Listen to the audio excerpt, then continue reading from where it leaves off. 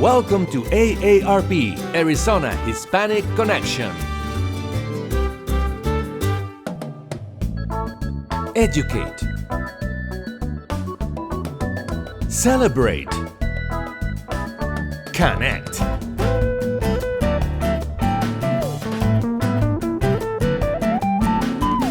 Arizona Hispanic Connection. Welcome to Arizona Barrio Stories. We are coming to you from 147 East Adams, Arizona Latino Art and Cultural Center. Come on down, come visit us. Thank you for being a member of our site. Today, as always, we have a special guest and a very informative guest. You might want to grab a paper and pencil. This is important stuff. Today we have David Parra Luna from Arizona Hispanic, AARP, Arizona Hispanic Connection, and he has a wealth of information to share with us. Welcome, David.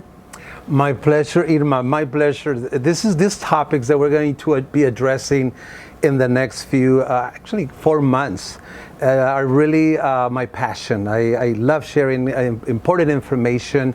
And I'm glad that I'm here and that you are leading this conversation because as I believe you told me off the air that you yourself are interested in these topics. Very much so. I turned a ripe milestone age recently, and your topic, it's like, oh my gosh, I wish I would have met you years ago to prepare. But I'm so thankful that you're here with us today because other people out there might have questions. And I know you have the answers. And I love the title of our show, Salud, Dinero y Amor. Tell me about that title. You know, I believe that we all agree that we all want to be happy. I think it's a fair statement. We all want to be happy. And I think most people would agree that happiness is linked in good measure to having salud, having dinero, and having amor. So we're going to see how that works in our daily lives. But I do believe that that having knowledge about how the salud kind of thing, what we can do to be healthy, the dinero, how do we manage the money, in all this, Irma, with a context of retirement. So it's not just for the present, but it's also for the future. And of course, amor, love, right? Their love has its aspects personally. It could be, a couple. It could be friends. It could be what I would call support groups. You know, that is very, very important to have these support groups. A support group system, because especially as we get older, it's important to have support. Yeah. It's interesting that you talk about benefits and retirement. We all work, and many of us in our head mentally, we're thinking, oh, on such and such date, I'm going to retire. But people think about it, but they don't really investigate or research what comes with it. Yeah. Tell me what to start preparing for, or what people should think about as before they retire. What are some benefits? What are topics they really need to start talking about? Yeah. You know, I have a disclaimer, and I'm going to ask the producers to show the disclaimer because this is not meant to give necessarily advice. This is basically to share information. We are going to be talking about, as we have said, salud, dinero y amor, meaning health, money, and love. And in turn, we're going to address, actually on the second show, we're going to address the money topic. When we talk about money, of course we have to get an education. We have to do some kind of a vocational, school or what have you to get a good job. Because before we can manage money, you have to make it, right? So we all have to do our best and help our children and grandchildren to go to school or to get some kind of trade that they can make good money, start a business, real estate. I mean, there's just different ways for folks these days to make money. So obviously that goes without saying, we need to make the money. But once we make the money, there are people who live for today, right? They spend every money that comes their way. From paycheck to paycheck. That's right. And they have a lot of fun in doing it, but sometimes you have to be balanced, right? So it's good to have fun. It's good to buy what you like and have what you want. But there's also the future, so we have to do it in a way that gives us pleasure, fun for the present without forgetting the future, because one day we will retire. So when we talk about dinero or money, Social Security is what is going to be a source of income in retirement. So we're going to explain in the programs to come how Social Security works. Then it's very rare these days that employers offer pensions. They're very rare, but if they do, that's going to be something very important to learn how it works, but it's pretty straightforward pensions. Then comes the 401ks. Some, again, employers offer it, some don't. How does it work? They call about there is a concept called a match. When you put something, the employer puts another portion, what percentage, how much should I separate? So those are topics that folks need to pay attention. Sometimes it's better to get a job that pays a little less with benefits than have a job that pays maybe $1 an hour more. No benefits. But no benefits. So those are the things that we have to balance out. IRAs, sometimes people don't have the pensions. They might not have the 401ks at work, but how about an IRA? You have your traditional IRA, and then you have your Roth IRA. And then you have investments. There's different ways to invest. Real estate, of course, is one way. You buy your home, and by the way, having a house, I think we all like to have our own house, better than renting. Pay it off. And pay it off before you hit your retirement age. And if possible, buy more than one, if possible. And then you rent one, and then if you can have two, better. So those are sources of income that we're going to have in retirement years. Let me give you a data here. 50% of retirees depend on 90% on Social Security for their retirement income.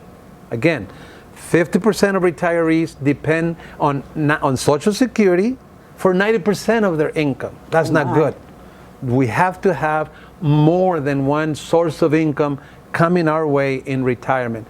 And of course, business. Some people like business, and they're very good at it, by all means. So this is how to make the money, and these are the components that eventually you need to have in place as much as possible so that you can guarantee more than one source of income in retirement. This is important stuff. I hope you're writing this down. Yes. This is so meaningful. I mean, like I say, I wish somebody would have warned me maybe 30, 40 years ago. Mm-hmm. Prepare for this. Yeah, Thank you. Tell me now, when we talk about Social Security and we talk about benefits and income, I'm not sure if it's next on your PowerPoint, but beneficiaries. Who are our beneficiaries? Who are they?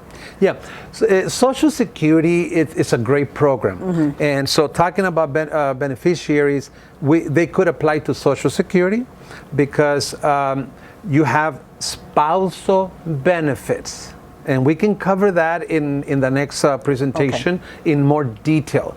But let me give you an example. My mom raised 9 children. She didn't have time to go out and work and generate Social Security credits on her own, but the Social Security program allows spouses to claim what is called spousal benefit.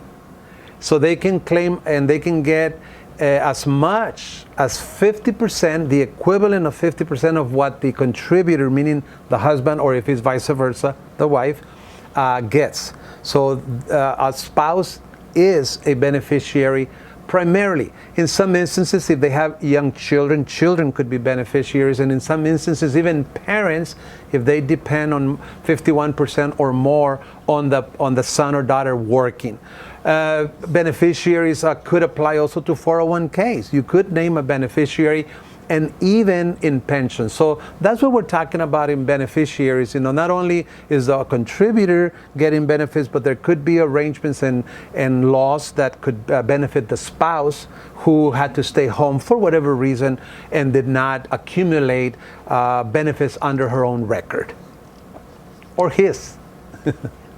When I first started working and I started looking at my paycheck stub, I would see initials that I really didn't know what they were, and I thought, who's FICA? Right. Tell me, what is FICA? Yeah. FICA is the name that is that refers to the contribution that an employer withholds, and it's 6.2% of your salary or your wages for Social Security, and 1.45 for Medicare. So Social Security and Medicare, you could almost say that they are mandatory. I was just going to say, can I opt out and not have that with There could be if you really dive into the small print, so to speak. But for the most part, most people contribute. And so that this guarantees some income in the form of Social Security and then health coverage in retirement years. So those are very important taxes, contributions. And another thing that I want to say, and we're going to go into more detail when we address the topic of Social Security, but the employer matches the 6.2 and the 1.45. And one more thing, self-employed pay both the 6.2 twice and the 1.45 twice. The self-employed may say, ooh, that hurts. The good news is that the self-employed get to have deductions. So when everything is said and done with deductions and all that from the self-employed, we kind of end up paying the same amounts, the same percentages. Yeah. There's another thing also, SECA. Yeah, and that is the law pertaining to contributions to self-employed. Okay, self-employed. So the FICA is for those of us who work for an employer, and the SECA, I think you can sell it SECA or SECA, ECA, that would be for the self-employed, yes. Okay, I also saw in part of your write-up is eligibility lifetime credits. What is the meaning of that? Yeah, it's interesting because you have to work at least 10 years for Social Security to have benefits. So I can't just work a couple of years and then apply? No. You have to have at least 10 years worth of what Social Security calls credits. So they give you one credit per every 3 months, per quarter, if you make in 2022 at least $1,500. So if in 3 months you make $1,500, then they'll give you a point or a quarter. So if you do that for the 4 quarters in a year, you can accrue 4 points or quarters in a year. In 10 years, and they don't have to be consecutive, you can accrue 40 credits, 40 quarters, 40 points, and you're vested. Have you heard of that term? I'm vested. That means I've put enough in. You have the right for benefits. It's like this is more used with pensions. After you work 5 years, you're vested. Same thing kind of concept happens with Social Security. After 10 years, and they don't have to be consecutive, and you don't have to be just in one company. You can move from company to company because Social Security uses your number to keep track of all your wages and years worked after you finish your 10 years. But that only says one thing, that you have right to benefits. You're entitled to benefits, but it doesn't say how much. So how much you're going to get depends on how many years you work and how much money you make.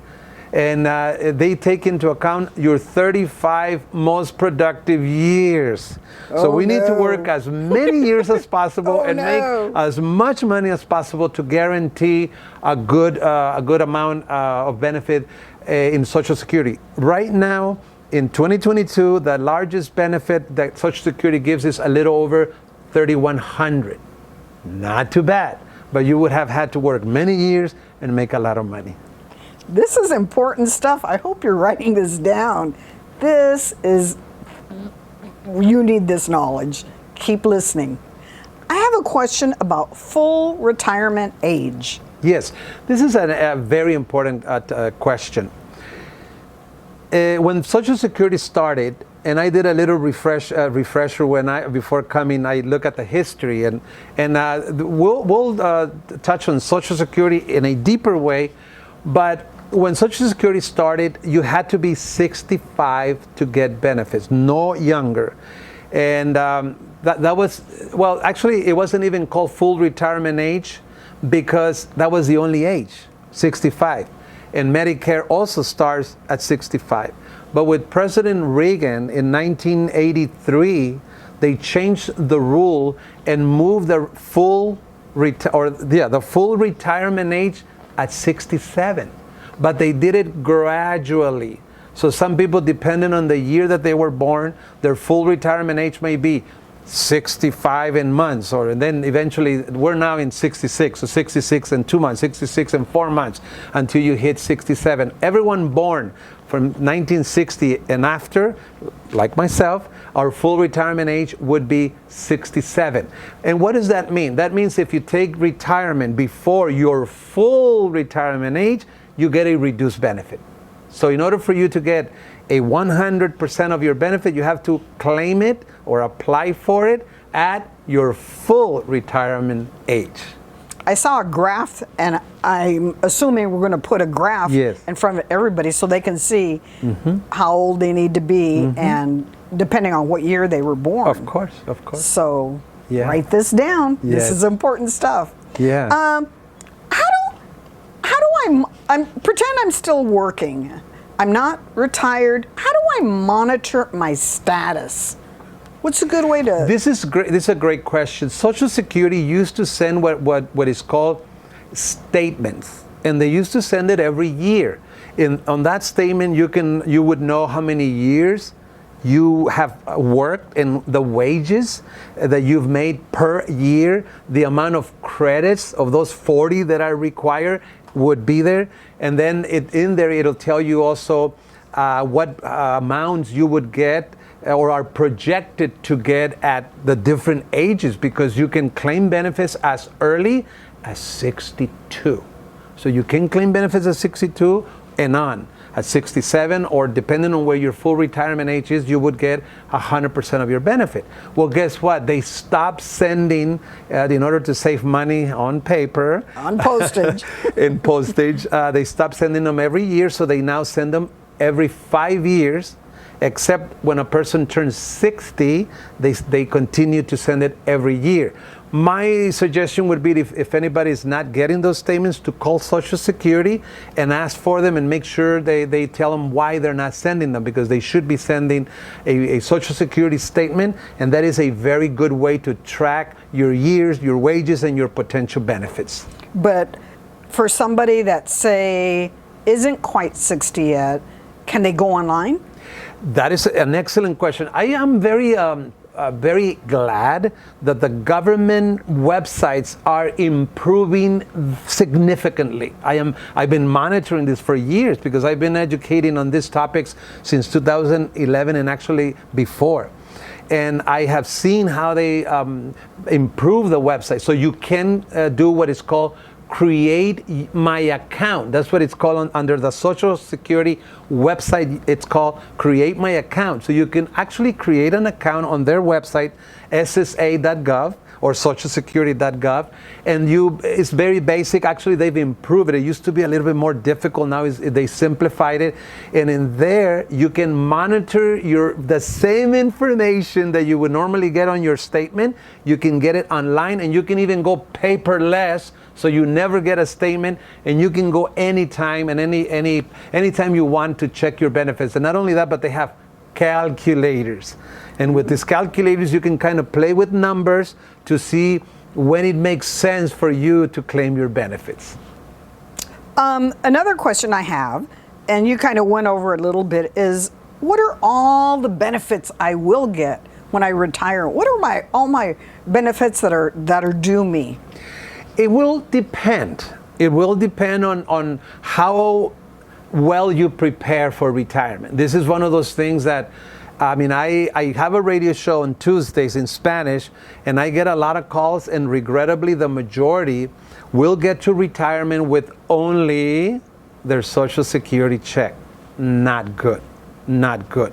We should never or try to avoid getting to retirement with only one check from Social Security, because we'll get disappointed.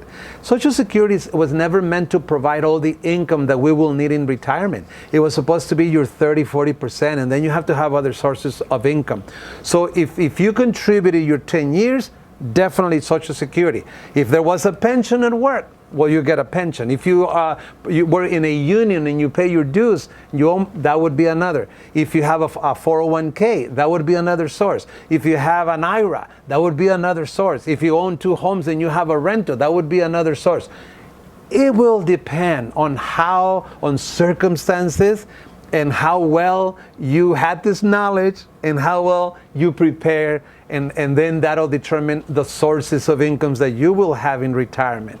Young people, young adults, I hope you're getting this down. This is so important. I wish I could turn back the hands of time and somebody would have told me this or shook me, but this is good things to know. As we think back to our topics, Salud, Dinero, and Amor, tell me about our health. What can you tell us about maintaining our health? Thank you. Yes, so again, for our viewers, we are going to be addressing, this is a series of topics, and this is the introduction. Health or salud, it's very important. Our health depends a lot on our eating. I think it's very, very clear, everybody agrees that how you treat your eating, your body through the eating, it determines how your body is going to, be kept healthy. So what we would like to cover when we address salud, and I'm going to do something different, and so I'm not going to be the one addressing this topic then.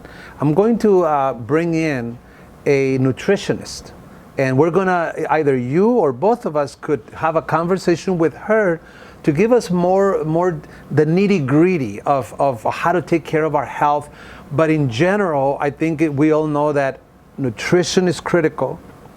Mobility is very critical, and there's a lot.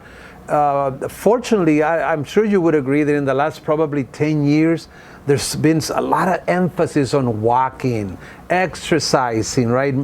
Being in motion, your yoga and your Zumba. All those things are fairly new, 10 years perhaps, and that is super good because we have to keep ourselves in motion. And so that would be another important aspect of that conversation when we get to it.